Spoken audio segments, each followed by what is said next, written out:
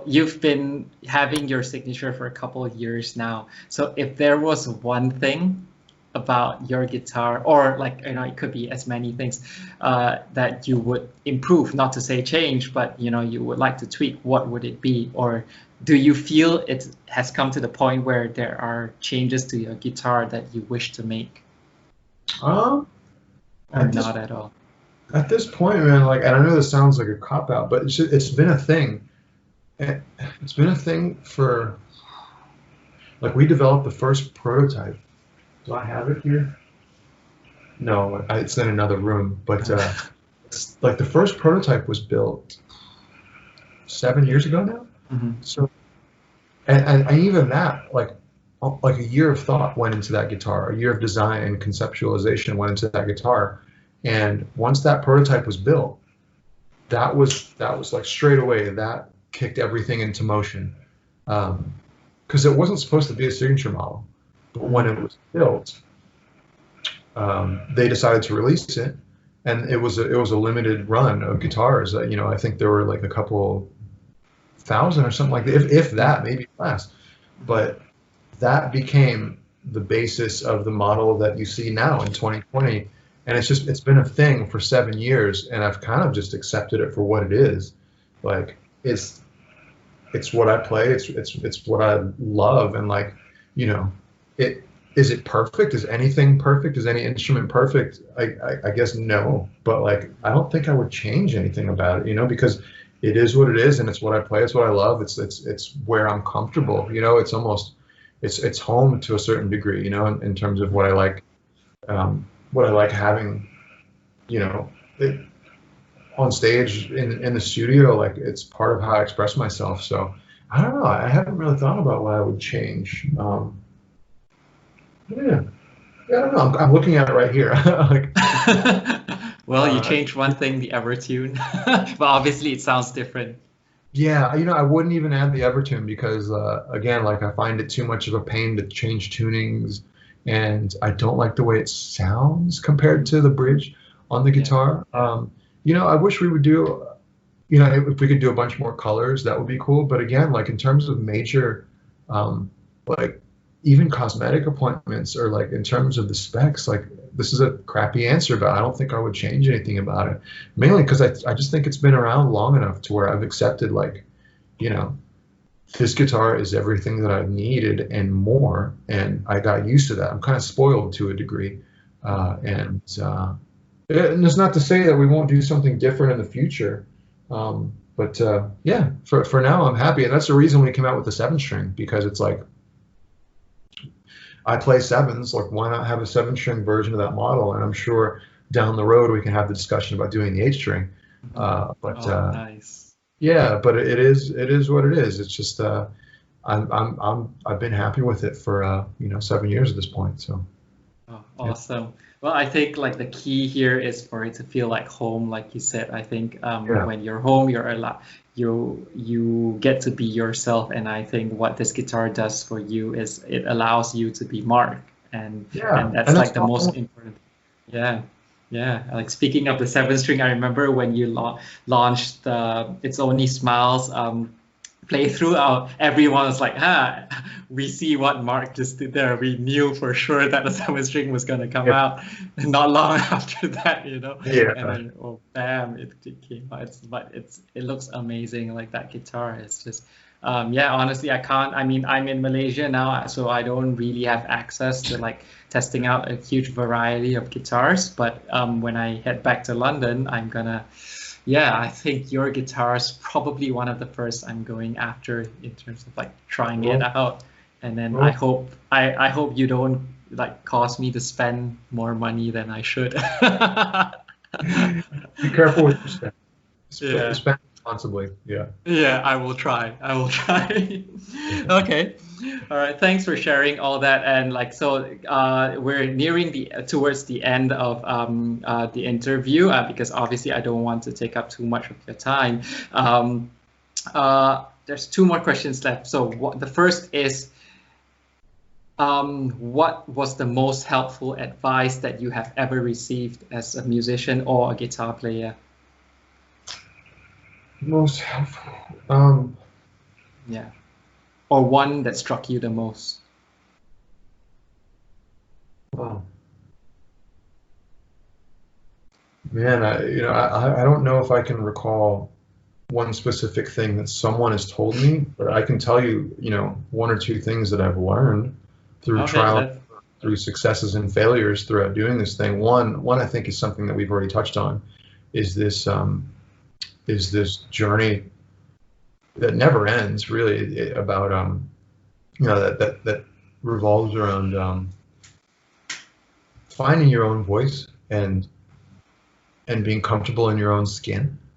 I think that's something that I always struggled with. And I'm talking about, like, aside from music, yeah, I grew up with, like, a very dorky, like, nerdy teenager, like, not really knowing where I belonged, where I fit in life, and that always put me in a position to where I was always trying to be other people. I was trying to emulate other people. Mm-hmm. And the same continued when I started to play guitar and take guitar more seriously. Is I tried so bad to emulate Yngwie Malmsteen, to emulate Randy Rhoads, to emulate Van Halen, James Hetfield, Dimebag Darrell, you name it, the list goes, Devin Townsend, the list goes on and on and on and on and on. Me trying so hard to be these other people. And, I think that I'm happiest as a musician when I'm very unified with this idea of, I'm comfortable being myself. And that's something that I still battle with now, is like, I was telling you about my insecurities, like when I watch other musicians, other bands, I'm like, fuck, like, what am I doing? I have to pull myself back and realize that, like, what I do is very different. Who I am is very different. I have something very, specific to offer the world, and that's good enough, So I think that that's something that is very important to always be aware of now, is you are good enough, like what you have to offer, even if you're not in the biggest band, even if you don't make money doing what you do, is just always have this realization that you are good enough, and having that will then give you the confidence to go out and give you, and let you do what you need to do with your life and with your career, is that you are good enough no matter what you may think of yourself on your worst day. Second of all, I would say that like when I first got into doing this professionally with Periphery, I didn't feel like I'd be doing this a decade later. I didn't feel like I'd be doing it. It kind of feels like a wild ride. Your first tour, your first show, the first time you see a music video of yours on TV, the first time you realize that a bunch of people are buying your albums. Like, it feels like a roller coaster ride. It feels like this wild roller coaster ride. It doesn't feel like this steady journey, which is exactly what it is. It's not this crazy, it can feel like that, and it can cloud the way you look at your craft. It can cloud your own perspective of yourself, your perspective of reality, really, when you look at how crazy everything is, and wow. But it really is all about consistency and longevity, because this is not going to end. If you want to take music seriously, don't look at it in terms of 6 months, a year. Like, this is something. If this is something you care about, like, you got to be thinking 10 years, 15 years, 20 years, and that involves the creation of your music, the business, the people you surround yourself with, how you take care of yourself, how seriously you take your craft. So, it's like any other job. Like, if you want to take music seriously, you should all be looking at it that way. And again, I'm only speaking as an authority on this because I've made mistakes like that, because I haven't taken it as seriously as I should have in the past. And that's, again, those are all things that I've learned through trial and error over the years, that I would tell any musician coming up, is just to look at this as a marathon, not a sprint. Very much a marathon. If you want to be serious about this, it's not about the short term. It's about the long term. So try and think in terms of stretching this out into something if you want to take this seriously. Okay. Yeah, I think that that's a very good point. I mean, it's really about consistency, isn't it? Because you get so many people um, bringing to the table such amazing results in such a short time, and then after that they disappear, and then it's sad to see because it's really not easy to be consistent. I mean, it kind of applies to everything else in life, you know. So I mean, so in this case, we're talking about music. Being consistent is very, very difficult. And then obviously, I think your wise words about, you know, pulling yourself back to realizing how special and how unique you are as an individual is really important because obviously all of us get discouraged when we look at certain players play. You know, we look at them and we're like, yeah, why do I even bother? You know, so sometimes I think a lot of people would find what you said very helpful, you know, when they feel that, you know, they just don't have what it takes to continue as a musician, or if they aspire to be a musician and they're just thinking of giving up. And I think that piece of advice would be very, very valuable to them. Yeah, there's something we all have to think about consistently is like, you know, how am I different?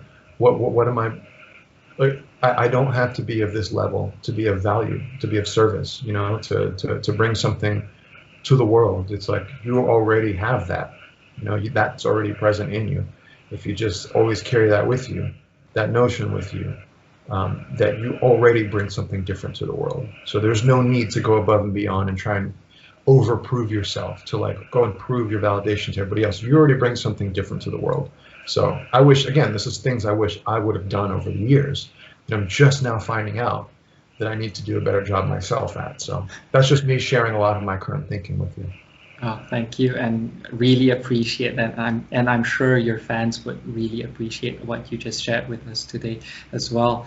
So with that, I think you pretty much jumped straight into question number 2. So that brings us to the end of our session today. So obviously, I would really like to thank you for taking the time out to do this.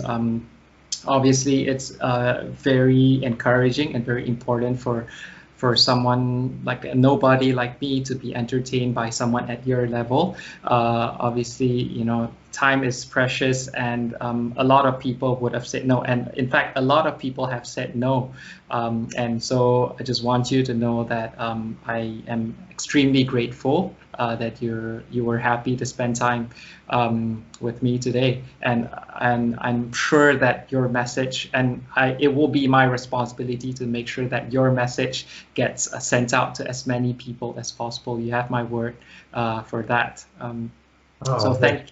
So thank you for your time, and I hope to see you soon. And let's grab a beer or something when you get to London or something, if you get the chance. Yeah, Mariah, who knows? Who knows when London will happen? You know, when the next tour will happen. But we'll see. Maybe 2027 or something. I'm just kidding. Yeah. All right. So maybe we'll have like.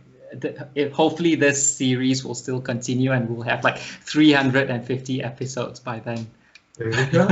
Yeah. All right. Thank you so much for your time, Mark. So I wish you all the best. And till next time, stay safe and be safe. And regards to your family and your loved ones and the rest of the band. Take care. Thank you for your time. All right. Thanks. Bye.